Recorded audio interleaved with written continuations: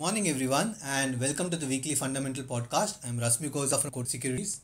On the international front, global markets fared well last week with the S&P 500 again scaling new highs.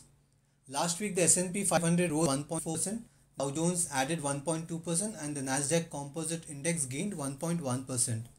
In Europe, the Stoxx Europe 600 Index posted its seventh week of advances. It's the longest streak since May 2018. In the US, better than expected retail sales and jobless claims took US markets to new high. Rebound in global growth and upbeat corporate earnings are keeping equity markets at elevated levels. The US 10-year bond yield is also slowly coming off from the recent rise, which is also providing some relief to global equity markets. In China, the GDP climbed to a record 18.3% in the first quarter of this calendar year. Bumper GDP growth rate, rising inflation, and soaring debt levels have put policymakers on the guard. Bloomberg Economics now expects China's GDP to grow by 9.3% in this year. Coming to India, the Indian markets ended in the red last week as various Indian states imposed restrictions of varying degrees to curb the sharp rise in COVID-19 cases. The Nifty 50 and BSE Sensex ended the week with more than 1% losses, whereas the broader mid and small cap indexes lost more than 2%. The sharp escalation in the number of confirmed and active COVID-19 cases across several states in India may result in further lockdowns in most cities and states. The official figures and positivity rate across states suggest a very grim outlook for the next 2 to 3 months. This time, the larger companies seem to be in a better position to handle the situation, whereas the SME segment could see further stress as they are still reeling under the impact of last year's lockdown. The shift of business from unorganized to organized could continue in FY22 also. Few observations on the impact of COVID on markets. The impact on business could be far less as compared to last year, as governments are allowing factories to function normally. Companies have learned to adjust to the new restrictions and work from home model. However, there are certain businesses like airlines, multiplexes, retail stores, etc. that will see impact of fresh lockdowns and restrictions. Going by the recent readings of second wave in the USA and Europe, we can expect the fall in COVID cases also to be sharp after peaking out. Update on few macro points.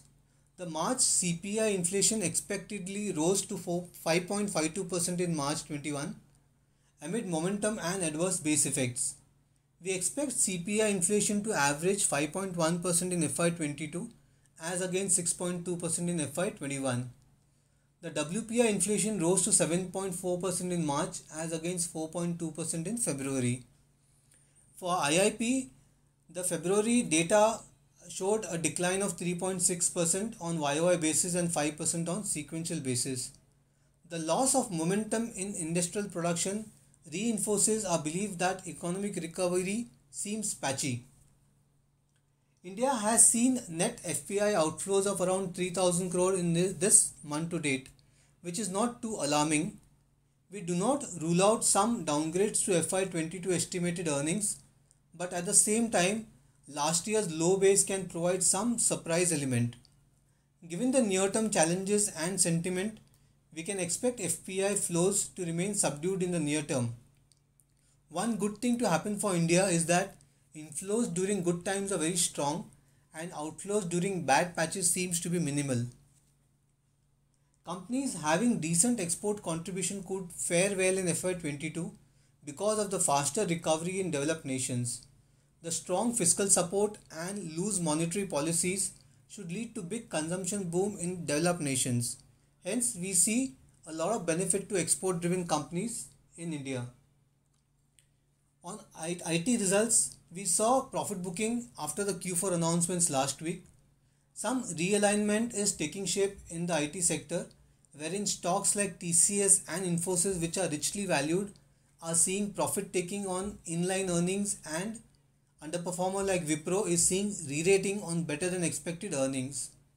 The way investors have reacted to leading IT stocks, we can expect profit booking in other leading companies which are due to come out with results and where valuations are rich or fully valued. Possibly we could see realignments within many sectors going forward as the result season unfolds. Coming to markets in a broader way, the Nifty is still not out of the woods as it continues to trade below the 50-day moving average placed at 14,864. If it fails to break past the 15,000 mark, then the probability of downside goes up. However, as we expect a strong earnings season going forward, it could restrict any major downside that could come due to the rise in COVID cases. Since developed markets are showing strength and trading near new highs, it is not easy to be highly bearish on the market. If the COVID situation escalates beyond proportion and sustains for a longer time, then we can expect Nifty 50 to go down to either 13,600 or 13,000 levels in the near future. Any correction of this kind could be viewed positively and investors can look to increase exposure in every decline. Equities as an asset class still looks most appealing because of the growth factor. Within equities, the cyclical stocks could be the favorites. This year we could see Nifty 50 and BSE Sensex consolidating with a lot of sectoral rotations. For some time, defensives will outperform, and as and when the COVID cases decline and become minimal, economy driven sectors will again come back in demand. The opportunity to make money will be in the broader markets where stock selection could play a bigger role. FY22 is certainly going to be a stock pickers market. Investors can focus on select sectors and stocks within them to add in every decline in the near term.